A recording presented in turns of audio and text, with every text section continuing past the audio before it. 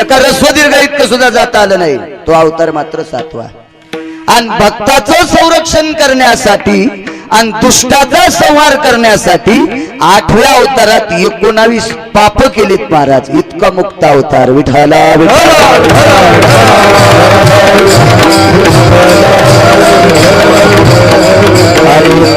पांडवाची संरक्षिता मनोन नितित्व सांडिले ऐता ऐसी जयाच्या हृदय स्थिता करुण भाकीत नारायणा. सुख संतत राजा अरे या पांडवाच्या संरक्षणाकरता त्यानं काय काम केले नसतील. चुकीचे सुद्धा काम केले महाराज. कधी कधी नितित्व सोडलंय. इतका 8वा अवतार मुक्त आहे. मग या अवतारातली जी नवल आहेत ती गोडशी नवल आहेत. अनंत ब्रह्मांडे उदरी हरी हा बालक नंदा घरी. आता ब्रह्मांड किती. बऱ्याच लोकांच्या लक्षात ते ब्रह्मांड कशाला म्हणावं. काही माणसं आपल्या गावालाच ब्रह्मांड समजितील. पिश्या गाव सोड तुला कळल बाहेर काय तर. बाहेर गेल्याशिवाय ब्रह्मांड कळत नाही. श्रीमंताचा बैल पाणी पिण्यासाठी नदीवर गेला. नदीच्या कडील चिखल असतो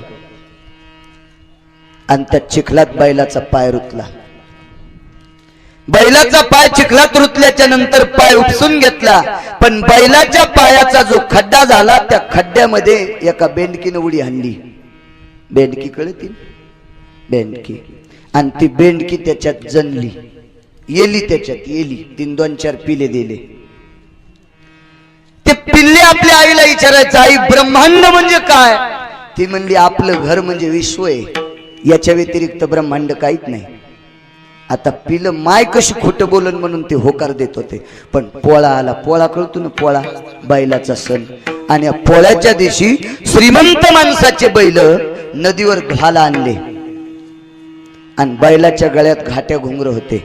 त्या घाट्या घुंगराचा खळखळ खळखळ आवाज बेंडकीच्या पिल्ल्यानं त्या बिळात ऐकिला खड्ड्यात. आईला म्हणले आई आपण जर ब्रह्मांड आहेत आपण जर विश्व आहेत तर बाहेरून आवाज कशाचा येतो.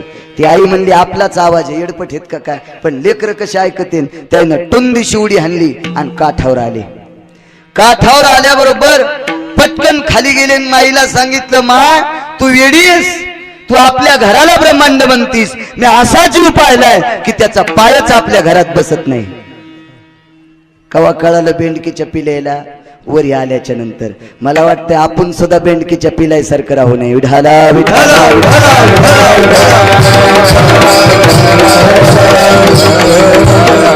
हे विज्ञान आहे ना विज्ञान चोट्ट.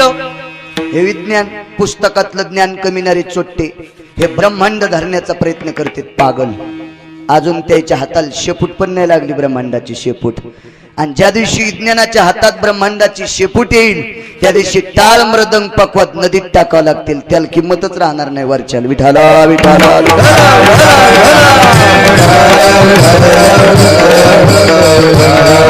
आमच्या इथला एक माणूस म्हणला मला पाताळातल्या लोकांचा आवाज ऐकायचा आहे. राव दिन बापा नाही म्हणलं ऐकायचा आहे. कसा ऐकता येईल म्हणलं बोर घी. बोर घेतल्यावर असा बोर घे की पाताळाला छिद्र पडलं पाहिजे. महाराष्ट्रात जितक्या पाईपच्या कंपन्या आहेत तितक्या टाकल्या. पाईप संपले मशीन बंद पडल्या. म्हणलं महाराज लक्षावधी पाईप टाकलेत. कितीतरी फूट खोल खड्डा झालाय पण अजून पाताळातल्या लोकांचा आवाज येत नाही. म्हणलं एक काम करते खड्ड्यात तुही बायको उडी हाण. पाताळ सापडत असते. किती पाताळ आहेत. आतळ वितळ सुतळ तळातळ रसातळ आणि महातळ पाताळ. हे 7 पाताळ आहेत. हे खालचे 7 त्याच्या 7 दीप 21 स्वर्ग 14 भुवन 52 त्रयी खंडत्रयी अष्टोत्रयी त्रयशस्त्रयी निमग्धता कृतुजन्य संगवर्जिता भासप्रिया बवखनी अष्टमध्या अष्टकीड खनार्जविता 52 खनिया त्रिष्टस्त सभीती. इतकं काय तुमच्या लक्षात राहत नाही. मला पुन्हा एकदा सांगा बरं. तुमच्या ध्यानात राहत नाही म्हणून तर आमचं शिजत आहे. तुम्ही जर कीर्तन पाठ केले ना तर आमच्या महाराज लोकांना नाशिकला जावं लागेल गट्टू उचलायला. विठाला विठाला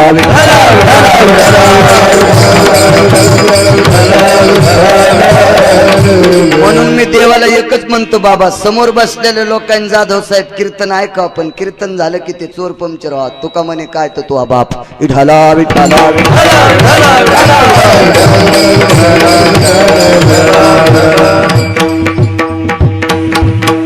गुळ खाऊस तर वाजवा ना. विठाला विठाला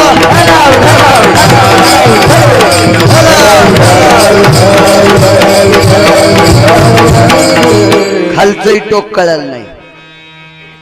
एक जण म्हणलं मला शेवटचं टोक बघायचं, शेवटचं. तर बाप्पा चांगल्या क्वालिटीच्या विमानात बसलो, पेट्रोलनं टाकी फुल केली आणि विमान उडत असताना विचारलं वरी जाण्याचं नियोजन काय. ते म्हणलं शेवटचं टोक बघायचे. वरचे वरीच गेलं, पेट्रोल वरीच संपलं, वरीच विमान फुटलं, राख सगळ्या जगात पसरली, शेवटचं टोक सापडत नाही.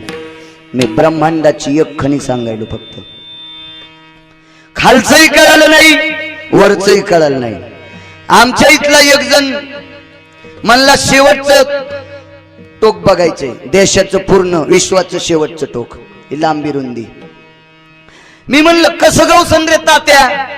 ते म्हणलं तुला काय माहितीये, समोर जे आभाळ टेकलेलं आहे का तिथरोकच जग आहे.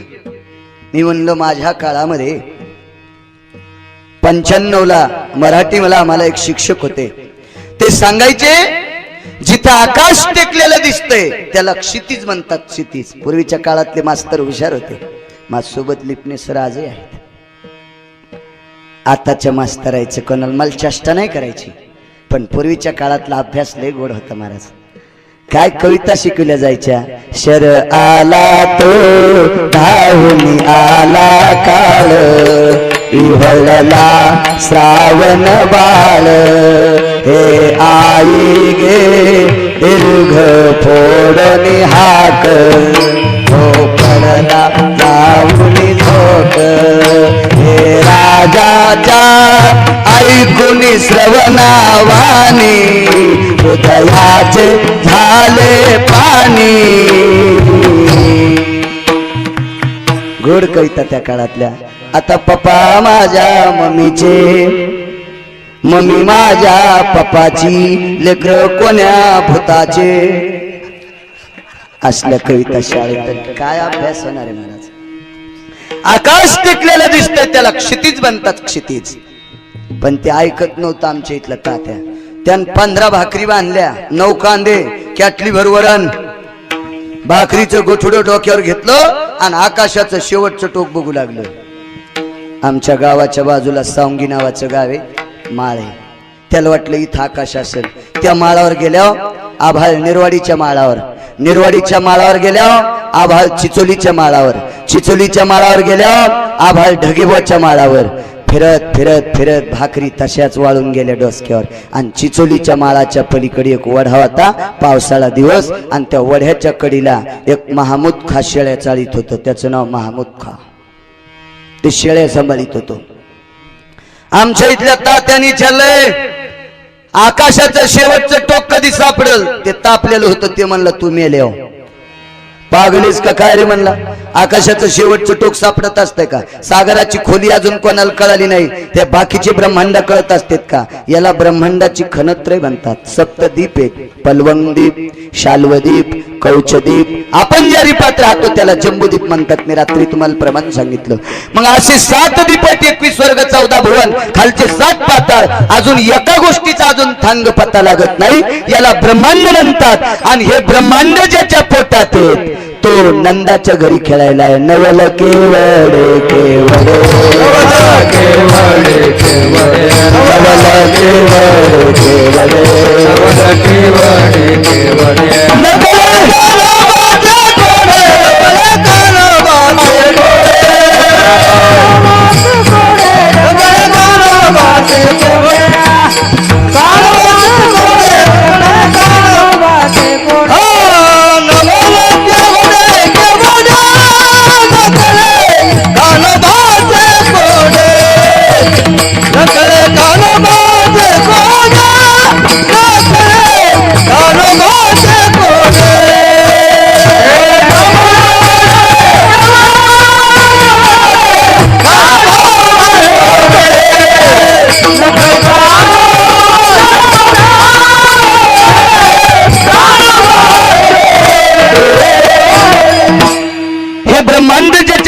ते हरी हा बालक नंदा घरी, हे त्याच्या जीवनातलं नवल आहे यशोदेच्या घरी. एक नवल आता इथून पुढे आपण पाहू. 7व्या अवतारात आणि 8व्या अवतारातला फरक सांगतो, लक्षात घ्या. रामायण तुम्ही ऐकले. 7व्या अवतारात भगवान प्रभू रामचंद्रानं सुरुवातीला एक व्यक्ती मारली असेल तर ती बाई आहे महाराज. तिचं नाव ताटिका आहे. सुरुवातीला बाईच मारली.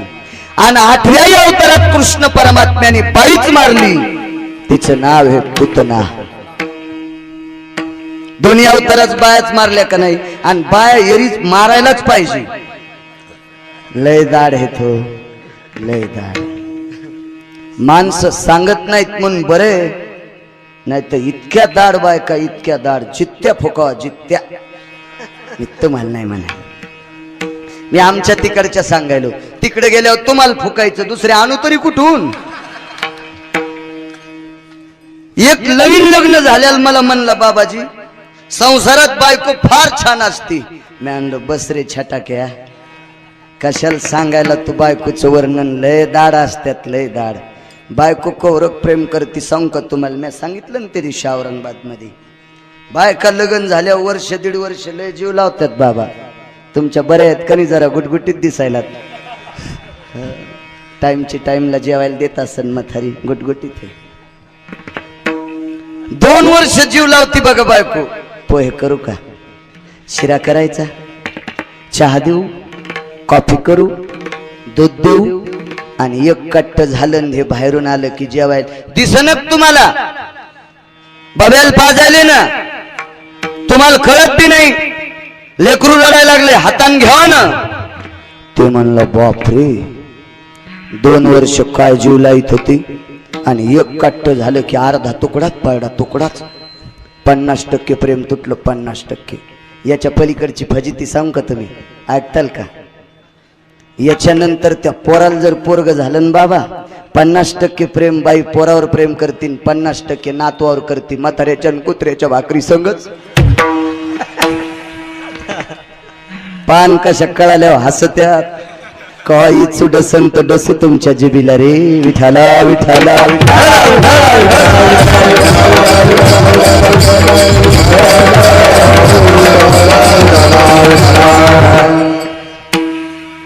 दोन्ही अवतारात सुरुवातीला बाई मारली, पण 7व्या अवतारातलं नवल नाही, 8व्या अवतारातलं नवल आहे. कारण सांगतो. ताटिकाई रावणाची बहीण आहे. किती मोठी. एके दिवशी समुद्राच्या कडेला विस्तीर्ण भयानक वृक्षाखाली ती आराम करू लागली. राक्षसनी लय मोठ्याल्या होत्या. एका राक्षसनीला एका टायमाला कुंकू लावायला 2.5 क्विंटल लागत होतं. कपाळ किती मोठं असेल पहा. एका टायमाला सकाळी राक्षसनीने आंघोळ केली तर 2.5 क्विंटल कुंकू लागायचं ती लावायला कपाळाला. एवढी मोठी राक्षसीन होत्या त्या काळातल्या. कपाळ किती मोठं असेल, इथून औरंगाबाद इतकं कपाळच. राक्षसही तशीच दांडगी होती ना. कुंभकर्णाची दाढी करायला 28,000 वस्त्रे लागत होते. 28,000. तेव्हा 2 महिन्यात त्याची दाढी पूर्ण होत होती. इथं वस्त्रा टेकल्या 1.5 महिन्यात इथं येत होता. त्याच्या दाढीचे केस म्हणजे मायकाच्या दांड्याच. त्याच्या नाकातले केस काढायला कापूस उपटायचा चिमटा होता. अतिशोक्ती अलंकाराचं लक्षण आहे रामायणातलं. ते वर्गात अलंकार शिकायचे. दमडीचं तेल आणलं, लांडोरीचा पाय लागला, मामाजीचं सासूजीचं नाना झालं, मामाजीची शंडी झाली, लांडोरीचा पाय लागला, त्याच्यात हाती वाहून गेला. शाळेत शिकायचे अलंकार. आता अलंकाराचा मिळत नाही. काय त्या काळात गुरु गुरु लघु लघु गुरु गुरु लघु लघु अलंकारा स्तुतगित प्रमोदन प्रिय जति संगत योग सुत काम. गुरु गुरु गुरु गुरु लघु लघु लघु लघु गुरु गुरु गुरु गुरु लघु लघु लघु लघु शून्य सिका तिथि अलंकारा भवति प्रमोदने सांगरे. नाचून मास्तर अलंकार शिकायचं, नाचून. आताही मास्तर नाचत आहेत पण पिऊन. विठाला विठाला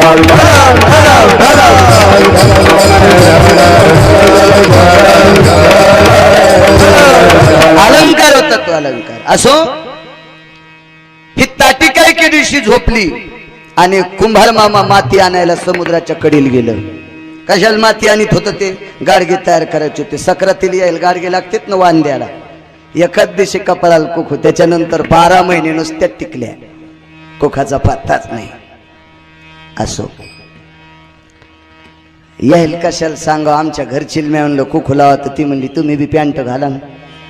अरे मी म्हणलं पागल आहेस का काय, मी पॅन्ट घातल्यावर का माती खाशीन का, आपलं धोत्रामुळेच बरं चाललं नाही येडपट. लोक पॅन्टीवर कीर्तन करतील करू देतील का पागल. रातच्या 11:30 वाजता घाम काढतो मी कोणाही माणसाच्या तोंडातून. संध्याकाळी 11 वाजता तर कीर्तन बरं लागत, पण नारळ देताना घामच येतो. जाधव साहेबाला विचारा विठाला विठाला.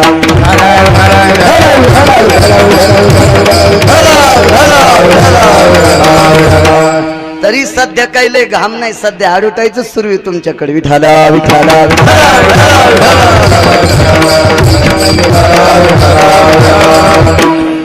सगळं आपलं धोत्रामुळेच बरं चाललंय.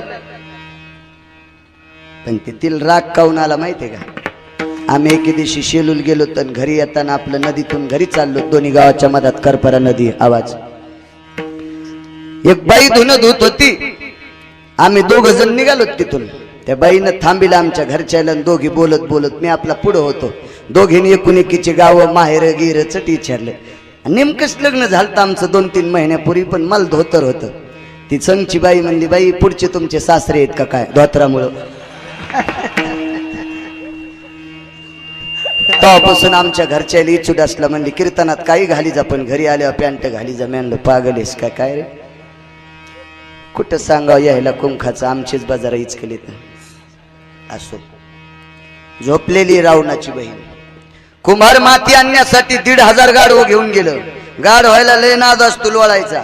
अजूनही काही गाढव लोळच्या कडीला लोळत येत ना, लोळत येत नादच असतो गाढ व्हायला लोळायचा. तुम्ही काऊन हसले, वायरट पक्के समजायचं तुमचे. मला वाटलं लूज असते कनेक्शन तुमचे. फरक इतकाय, त्या गाढ व्हायला शेपूट असते यायला शेपूट नसती. लय बिना आकली गाढ हो बाप्पा, लय गाढ हो. आमच्या इथे गाढ हो पिऊन पडून त्याला डुकरान ढकललं. याला वाटलं पप्याची मायच उठवायली का नाही, असं ढकललं डुकरान. ते म्हणलं ए आर पडू दिना, काऊन ताण द्याली काऊन. त्या डुकरान पुन्हा ढोसणी दिली, कारण त्याच्या खिशातला चिवडा खायचा होता डुकराला. पिणारी माणसं काऊन फुटाणे चिवडा खातेत का, मी रात्रीत तुम्हाला सांगितलं काजू बदाम खात जाऊन जातील पण फुटाणे खातेत.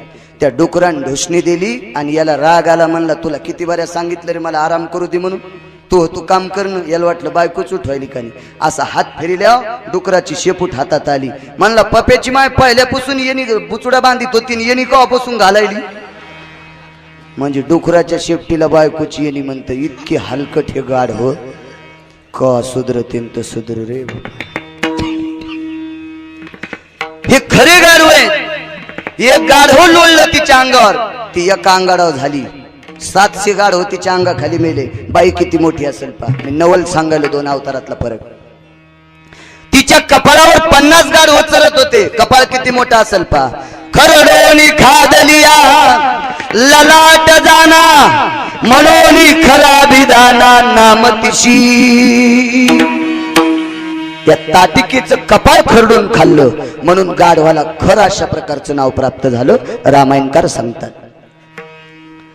जिच्या कपाळावर 50 गाढव फिरत होते तिचं कपाळ किती मोठं असेल. ही कितव्या वर्षी मारली माहितीये तुम्हाला, 12 वर्ष 42व्या दिवशी भगवान प्रभू रामचंद्र विश्वामित्राच्या यज्ञाच्या संरक्षणाकरता चालले. त्यावेळेला रस्त्यामध्ये ताटिका नावाची राक्षसीन मारली. भगवान प्रभू रामचंद्राचं वय होतं 12 वर्ष 41-42 दिवस.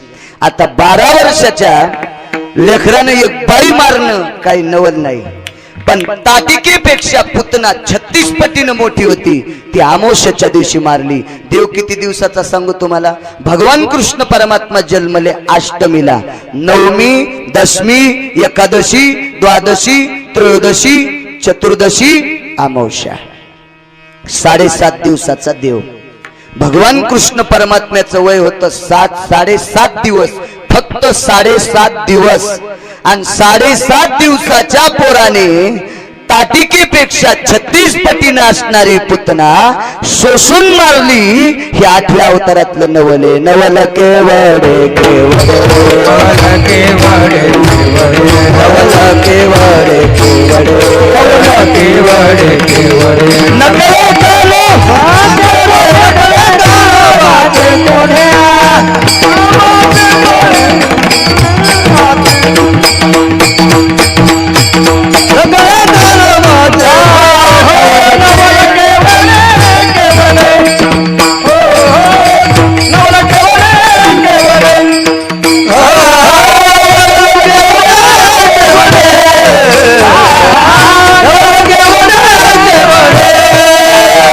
नकल खानो नकल खानो पाच कोडे नकल नकल नकल नकल खानमध्ये कोडे कोडे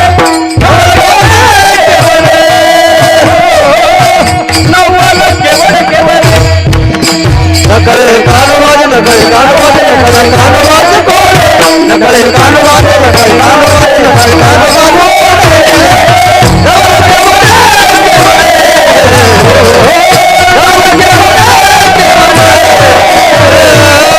त्याच्या प्रत्येक गोष्टीतलं नवल. लहानपणात एक बाई मारली, त्याच्या अगोदरच एक कारण सांगू. 24 अवतारापैकी 23 अवतारात जिथं जन्माला आला त्याच आईपाशी राहिला, पित्यापाशी राहिला. पण 8व्या अवतारामध्ये वसुदेव देवकी जिवंत असताना लेकरू दुसऱ्याकडे कधी जाऊ माहितीये का? उपजताची माता निमाली, मग त्या बालका यथा पावली, मग सांभाळिता तिघा भली माता त्याशी. मार्कंडेय सांगते, जन्माला आल्याबरोबर एखाद्या लेकराची जर आई मरण पावली तर त्याला कोणी सांभाळावं? मावशी सांभाळीत असल, आजी सांभाळत असल, चुलती सांभाळत असल, कोणी एखादी आत्या सांभाळत असल, ही त्याची आई ठरती. आणि मग तिकडे जात. पण आई गेल्याच्या नंतर याची आई जिवंत, बापही जिवंत. पुन्हा आई काय सामान्य होती का? जिनं 7 जन्म तपश्चर्या करून कृष्ण प्राप्त केलता. आणि वसुदेवासारखा ज्ञानी जगात नाही. धन्य त्याचे ज्ञान. मी इतकंच सांगतो, पुढचं कडवं नंतर सांगणार आहे. मग एवढं ज्याच्याकडे ज्ञान आहे अशा अधिकार संपन्न आई वडील सोडून दिले आणि दुसऱ्याच्या दारात जाऊन यशोदेचं दूध पिऊ लागला. नवल केवडे केवड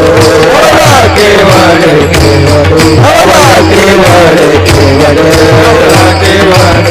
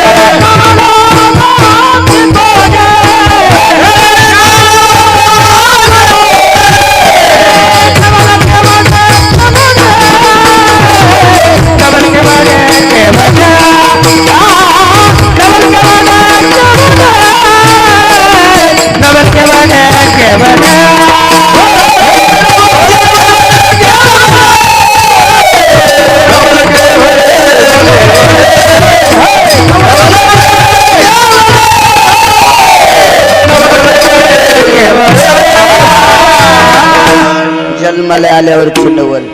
पुतना जन्माला आल्यावर मारली ते एक नवल. त्याच्या प्रत्येक गोष्टीत नवल आहे. देवाच्या लग्नात पण नवल झालं.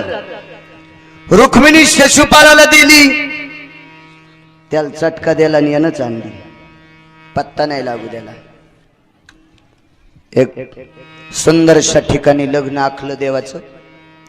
त्या लग्नामध्ये यक्ष किन्नर गंधर्व चारण विद्याधर लोकपाल दिग्पाल आदी करून सर्व देवता होत्या. ऋषी मुनी योगी तपी तपी संन्यासी महात्मे ब्रह्मवेत्ते सगळे काही त्या लग्नाला हजर होते. सांदीपणी आणि गर्गशास्त्री लग्नाला हजर आहेत. लग्न थाटात आहे. देवाचं लग्न म्हणलं तिथं काय कशाची कमी असेल का? आंतरपट धरायच्या वेळेला आधी 15-20 मिनिटानं रुक्मिणी मातेनं आपल्या मालकाच्या कानात सांगितलं, प्रभू माझे वडील लग्नाला असावा. लक्ष्मी कोणाची कन्या आहे? समुद्राची. शापास, सागराची कन्या आहे. आता सागराची कन्या म्हणलं तिच्या लग्नाला तिचे वडील असावे की नाही? वडील लग्नाला कधी नसतेत माहितीये का? नवरी वडिलाच्या जर मुळी असेल तर, नवरी जर लग्नाच्या मुळी असेल तर बाप्पा, तर मात्र पोरीचा बाप लग्नाच्या टायमाला गंगेत उभा असतोय. पण रुक्मिणीनं सांगितलं, प्रभू मी काय माझ्या वडिलाच्या मुली नाहीये, मग माझे वडील माझ्या लग्नाला का नसावा? महाराज देवानं ऐकिलं लक्ष्मीचं, आणि लक्ष्मीचं ऐकलं. पटपट सुवर्ण अक्षरात 7 पत्रिका लिहिल्या. समुद्र 7 आहेत. भागवतात वर्णन आलंय, का प्रियव्रतां ब्रह्मवराणां चक्रादिशां प्रगल्भते दीपानां सप्तखंडाया आपां पती निरत्रया. ज्या ज्या दिशेनं प्रियव्रत नावाच्या राजाचा रथ गेलाय, त्याच्या रथाच्या चकोऱ्यानं सागराची निर्मिती झाली. महाराज असे 7 सागर, आणि 7 सागराला पत्रिका दिल्या. निघाली सगळे.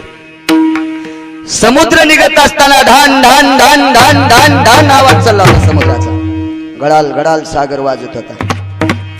ह्या अशा महिला मंडळ बसल्या होत्या. लग्नातल्या बायका मेकअप करू करू बसल्या. म्हाताऱ्या सुद्धा दंड टिपक्याच्या चोळ्या घालून, डोकं भरून पदर घेऊन अशा मस्त बसल्या. हे आता घ्यायला आता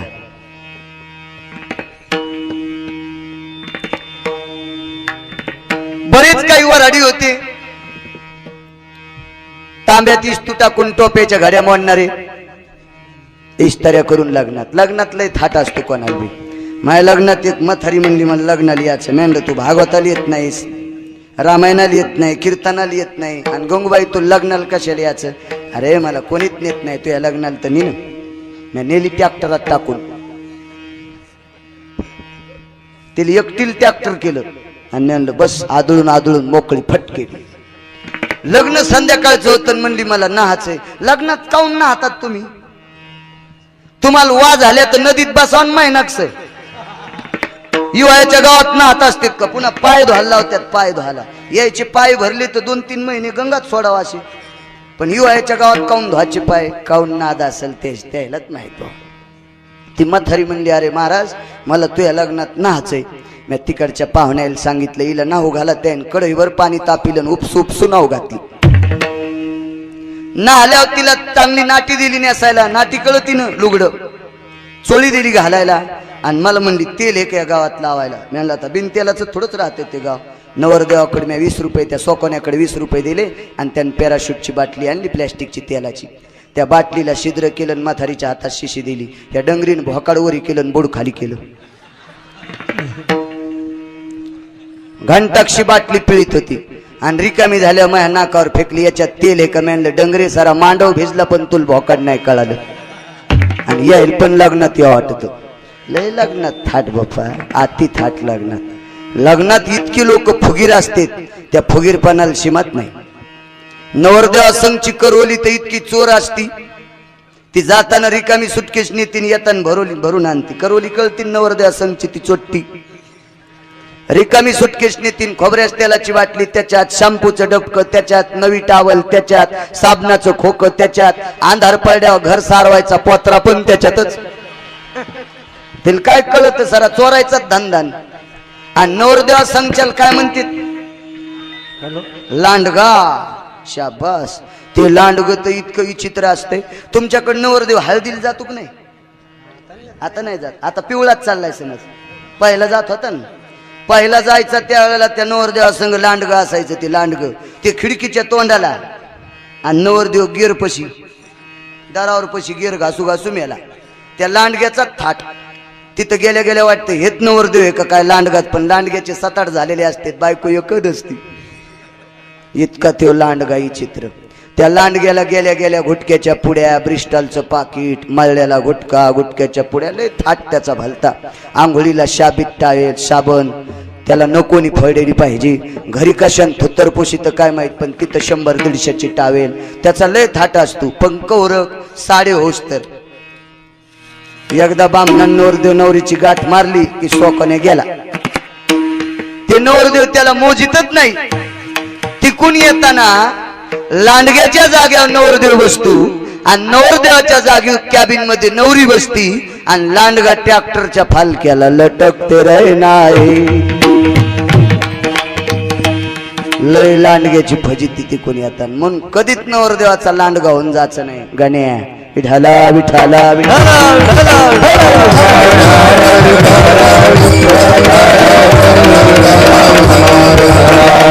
भगवान परमात्म्याच्या लग्नातला थाट. सागर असे लांबूनच बघितले. कोणी पाहिले आधी सागर?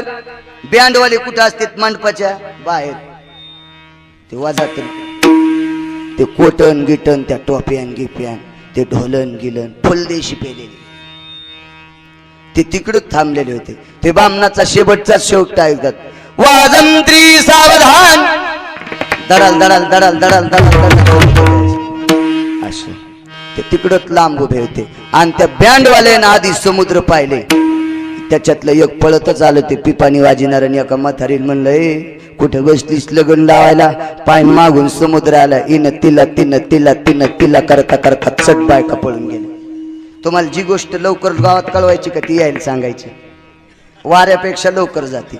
आमच्या इथल्या देवराव तात्याला साडी आणायची होती बायकोल, 15,000ची पैठणी. नादच लावला बायकोनं आणा. 2-3 वर्ष टाळीत होतं, पण या वर्षी बायको म्हणली, मला जर 15,000ची पैठणी आणली तर बरं, नाही तर सक्रातीत दिवशीत फुकून घेते. ते मायाकडे आलं, म्हणलं, बाळू महाराज, पोरायची माय म्हणली 15,000ची पैठणी आणायची औरंगाबादून. म्हणलं आणून मग. पाईपलाईन मध्ये चट पैसे गेलेत, गेल्या वर्षी विहीर खांदली, कशात मिळत बसन, तू देतो का नाही? आणि म्हणलं, मी का संन्याशी आहे का, मला नाही आणायची माया बायकोला, मी कस काय तुला पैसे देऊ उसने? ते म्हणला, देऊ नको बाप्पा, पण एवढ्या वर्ष साडी थांबली पाहिजे असं काम कर. मग ते सांग, तू जाय म्हणलं नुसता शाळापाशी, तुमच्या घरचे येते. घरी पटकन गेलं, म्हणला महाराजाकडून आताच 15,000 रुपये घेतले, आता चाललो म्हणलं पैठणी आणायला. ती लगेच आली, बाई माळू महाराज, तुमच्यामुळं मला पैठणी घडी माय. म्हणलं, काकू कशाला यावर्षी पैठणी? सक्रातीच्या दिशेने असायला. आणि म्हणलं, औंदा काय करायची पैठणी? आणि मग म्हणलं, औंदा नव्यावर वाहनत नाही ना, यावर्षी नव्या वाहन साडीवर वाहनत नाही, यावर्षी जुन्या साडीवर वाहन द्यायचे. नव्या साडीवर वाहन दिलं की मालकाचं आयुष्य कमी होतंय. ती म्हणली, बाई पटकन आमच्या पप्याच्या बापाला फोन लावा बरं. मी लगेच फोन लावला. अरे म्यानला, आणश्राम तात्या जमलगडे तो ई वापस. तितक्यात तिला दुसरी बाई भेटली.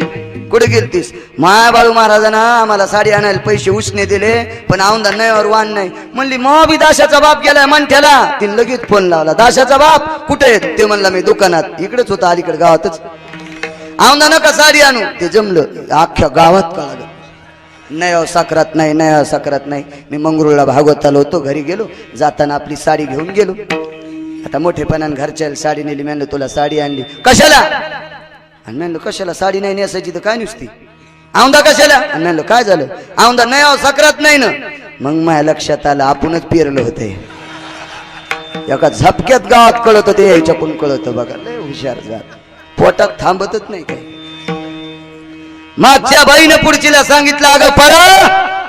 चट बायका पळाल्या. माणसं म्हणले, म्हाताऱ्या काऊन पळाल्यात?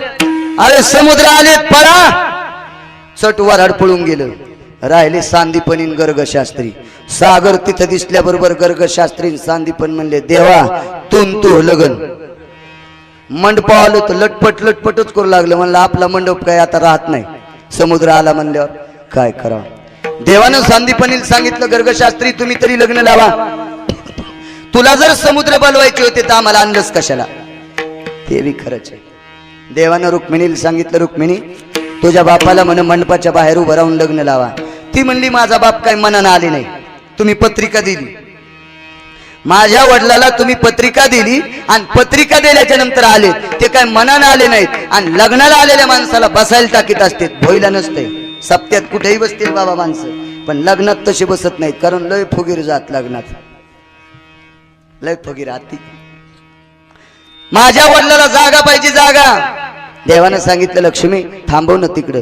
लक्ष्मीच्या तोंडातून एक वाक्य गेलं, भगवान तुम्हाला जर माझ्या वडिलाची सोय करणं होत नव्हती तर तुम्ही बलीलच कशाला? महाराज याला राग आला. या जगाच्या मालकाने अंगावरचा एक रोम काढला, रोम. एक रोम काढल्याच्या नंतर खड्डा किती झाला असेल, आणि एक हातावरचा रोम काढला, आणि त्या रोमाच्या खड्ड्यामध्ये सातीची साती सागर बसिले. नवल केवड केवड